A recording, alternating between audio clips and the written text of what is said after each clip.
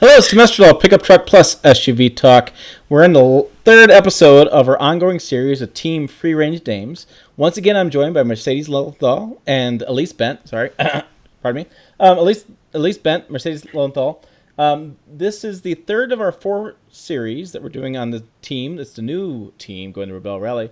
They have finished their last prep, the last one, last time they're together, before the big dance, the big day, the big sombrero, whatever term you want to use. They're going to get crazy in the sand and chase things around that mysteriously have waypoints you can't find with pen and paper and slide rulers and their thumb in the wind. All right, so you guys were at Rebelle U doing some training down in Glamis. So who wants to start? What happened at Rebelle U? What's the exciting news? What's the update? All right. Well, it was really good. We got, so as you know, with the Glamis Rebelle U, it was Emily Miller and a couple of her really experienced driving team that put it on. And so there were a ton of really great instructors. There were, I forget how many vehicles there were, but it was 12? 12, 12? Yeah, something like that. So it was quite a few teams that came out and joined us for that. We had a little tent city going on. It was pretty cool. We went out. It was 3 full days of driving in the sand. It was 110 degrees every single day. It was 11 at one point. So searing temperatures. It was really a challenge to keep cool. Luckily, they had generators and lots of ice. It was. We learned a lot. We learned a ton, and it was really great. There were lots of Rebels from the previous years that were there as well, so we got to kind of shadow them, ask them all kinds of questions, as well as getting kind of the inside scoop from Emily Miller and some other of the folks that work at the Rebelle. Yeah. Cool. So what do you think, Mercedes? She answered it all. No, actually. Yeah, I think I saw on one of the people's thermometers it was 112. So other than literally sweating through my clothes the whole entire day and night, which is probably TMI, trying to stay cool, trying to stay level-headed with everything. It was great. It was awesome to finally get the feel and your hands on the actual sand dunes that you'll be driving, right? And on the back of my head, I kept on thinking, God, this is where Star Wars is filmed. This is crazy, as you're seeing these huge dunes. And, we learned a lot about slip faces, and we learned a lot about, what to do and what type of sand. The sand's very different compared to Oregon sand, even if it's desert sand out by us or even Idaho when we practice the St. Anthony dunes. So getting a feel for that was great. Also practicing and plotting and, just forming new bonds with some of the other Rebels was huge for me too. Getting to know people's faces versus just their Instagram, profiles and things like that. And exchanging stories and food and all of that was just great. I'm so glad that we went together. Very cool. So was there like a big takeaway, something you learned that really stood out to you that maybe you didn't know before? Like, again, the sand's different. I mean, that's maybe something people wouldn't know right away. But is there anything else that you learned, like navigating or different tips that really stood out to you? Boy, I think from a driver's aspect is just be prepared for anything and everything to happen. You don't know necessarily what's on that other side of the dune, so you have to be really careful, especially at Glamis. So you may be getting in and out of the vehicle quite often just to double check, or have your navigator hop out and say, don't go down this because that's going to be bad news, or whatnot. So they might look like they're very rolling hills, but in certain areas you have a lot of cornices, or you have a lot of drop-offs that are very soft that they call slip faces and things. So from a driver's aspect, especially with the sand and with the heat and things like that, just being careful and being very, not too cautious, but being cautious enough so that you don't do something silly. It's so I imagine with the heat and everything, you had to really plod your time as far as mechanical, making sure that things like the radiator didn't overheat, and paying attention to the engine quite more closely than maybe we had in the past. Yeah. Yeah, we definitely had to pay quite a bit of attention. We had, I have a little OBD2 reader that kind of was showing us temps, so we could kind of keep an eye on, how the temperature was doing, which we noticed when we weren't moving because there was no wind, and we had the AC on. We were just sitting in the truck. It would kind of slowly pretty bad. Right. Yeah. And you're like, I can't turn on the AC, but I can't turn it down, but I need to turn it off, and I'm like, We cranked the heat a few times. 5 minutes, and then when it hits this temp, we'll turn it off and like let it cool back down. And yeah, we had a system. It was pretty crazy. One of the things that happened actually, we got to do a whole day of driving, and at the very end of day one, we had an issue with the clutch overheating in the truck. And so that caused it to slip quite spectacularly, as you can imagine. And so we basically did not have a clutch. And so because of that, we decided to, even though it recovered when it cooled down, it was, simply a temperature issue. We decided to sit the truck out for the rest of the weekend so that we wouldn't, wear it out even more or, have it go completely just in case. And because, we had planned to get it repaired preemptively on the way home, I decided, if it'll still go, and it was going, once it cooled down a couple hours later, it was totally fine. So we're like, okay, I'll just save it for the drive home, where we have an appointment to get it fixed with Overland Cruisers, who's donating his time as a mechanic. So, yay, thank you, Overland Cruisers. Thank you. Yeah. That is really interesting, though. I mean, because I don't know that I would expect the clutch to overheat. I would expect engine temps, radiator hose to blow. That's interesting that the clutch would overheat. Now, are you replacing with the same OEM spec, or is there like a racing clutch? Does that exist? Yeah, so we're getting the beefier clutch that can withstand a little bit higher temperatures. So basically, the OEM clutch is not necessarily designed for heavy off-road use. And we've noticed this, it's pretty easy to smoke just a regular clutch, just with, not necessarily bad driving, just aggressive driving on, steep faces and that sort of thing. And so the tougher clutch is really, it's intended for that. It's intended that you can actually, be a little bit more aggressive driver in some steeper terrain, rockier terrain, sandy terrain. And so you get a little bit better performance, and you also get a lot more longevity from an off-road vehicle. Because you can expect an OEM clutch, it's typically supposed to last, well over 150,000 miles.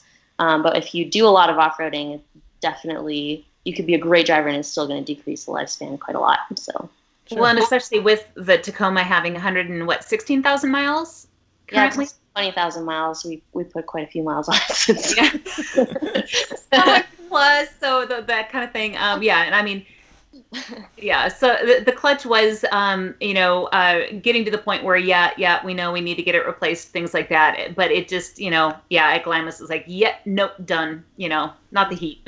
Sand, it just didn't want it. Yeah. That's totally understandable. So did that make you reassess your truck, like as far as off-road racing in the heat? Are there other pieces of equipment that maybe you think about differently, like brake calipers, pads, radiator size? Are those thoughts in your mind now after you experience that heat in Glamis?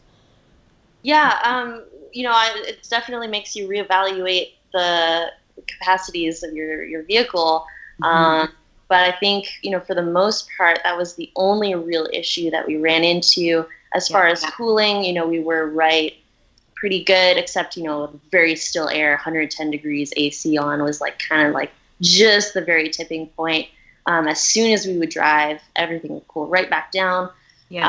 So we were not really concerned about the radiator performing, because it seems to be performing really well, even at, pretty high RPMs, in a pretty heavy load driving. As long as we were moving, it was doing totally fine. And also in a little bit cooler temps, there was no issue with using as much AC as you wanted.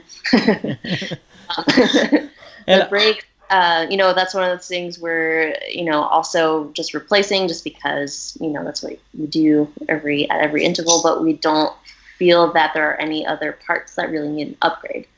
Just, kind of general keeping an eye on things, doing the 100,000 mile maintenance stuff, making sure we're all on top of that. But the clutch is mainly the big issue, and it's the most, as far as the research I've done, it's the one thing that a lot of folks recommend upgrading in a manual for off-roading. Everything else, I mean, you could re-gear too, but that's the main consideration. Okay.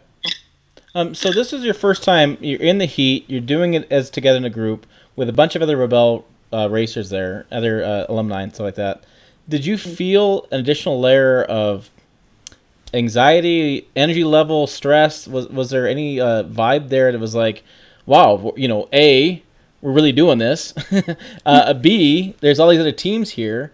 This is what's really going to be like. You're not on your own in the park in Utah or in Idaho, whatever, and you're actually with a group of people, and you have this additional level of anxiety. I mean, that's typically what happens.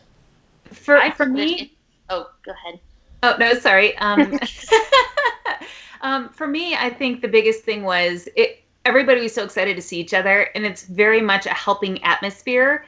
So if you don't know how to do X, somebody can help you with X, but maybe you know about Y, and then you can pay it forward and teach somebody else about Y, or things like that. And so for me, I was more anxious with the vehicle, because obviously we had a little bit of a vehicle issue, and making sure that Elise could drive from Glamis to Vegas, because actually I had to hop a plane from Vegas and go to another event, but then get herself back home to Bozeman. Glamis, California to Bozeman, that's, almost tip to tail in the United States. So my biggest concern was making sure that she was okay, that she was safe, truck was safe, good to go.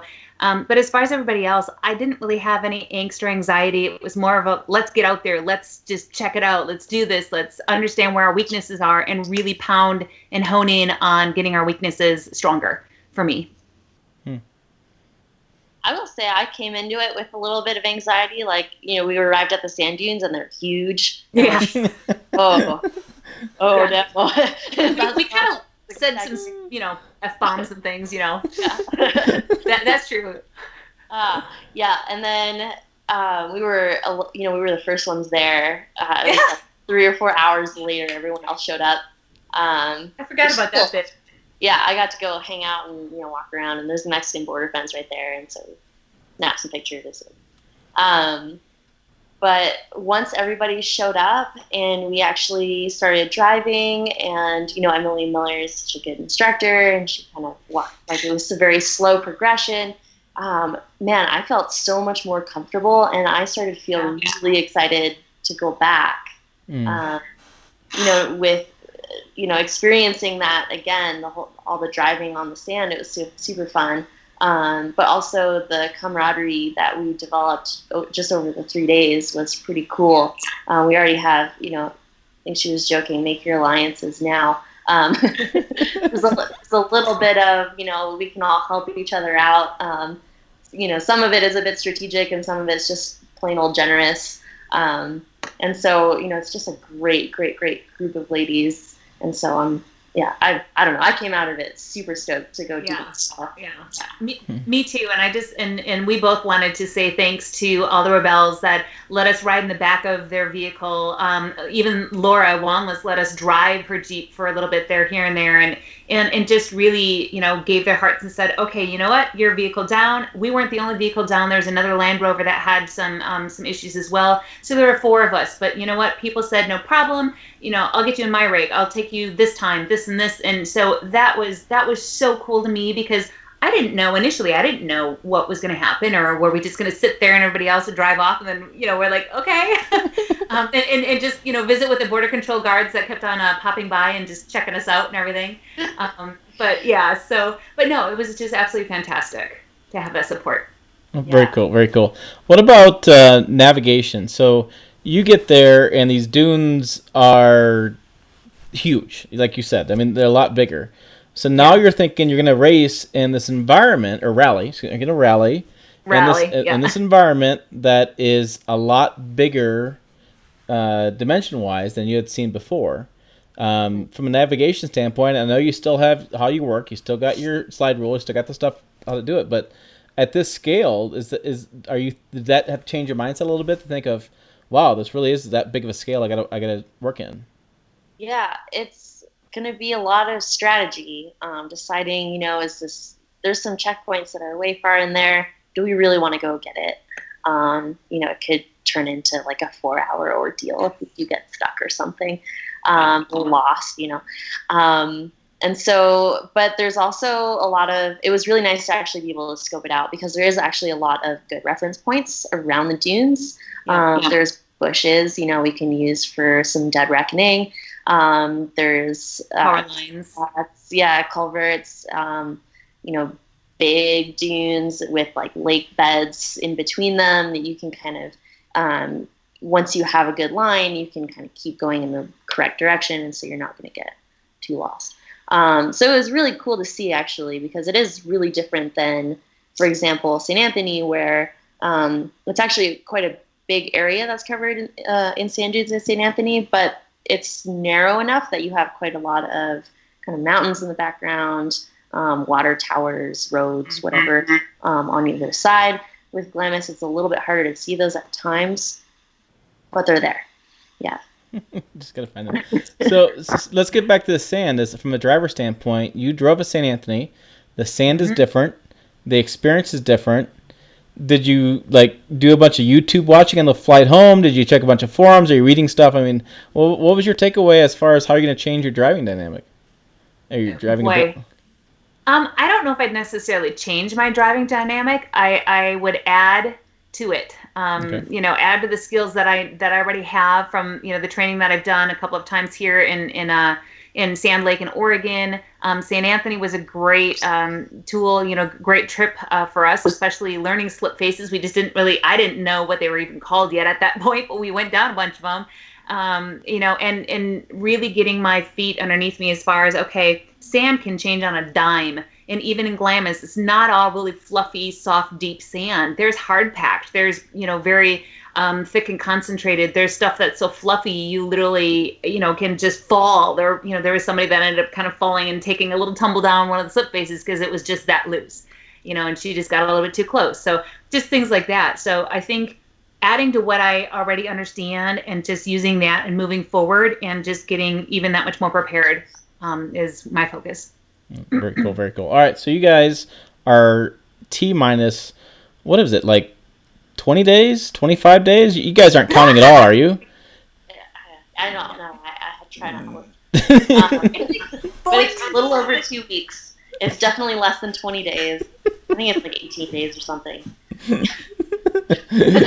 Now, who's counting the days?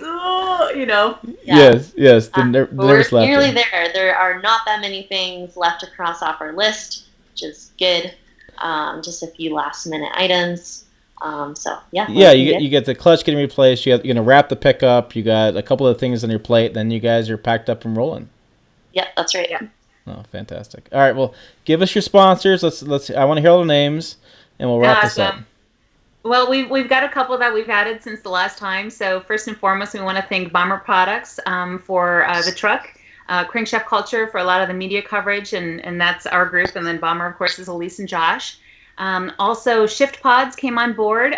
They are really, really awesome tents. They've got great cots, and they're a premier sponsor of us. So we're super excited to have them and use their tents for Glamis and also for the Rebelle Rally.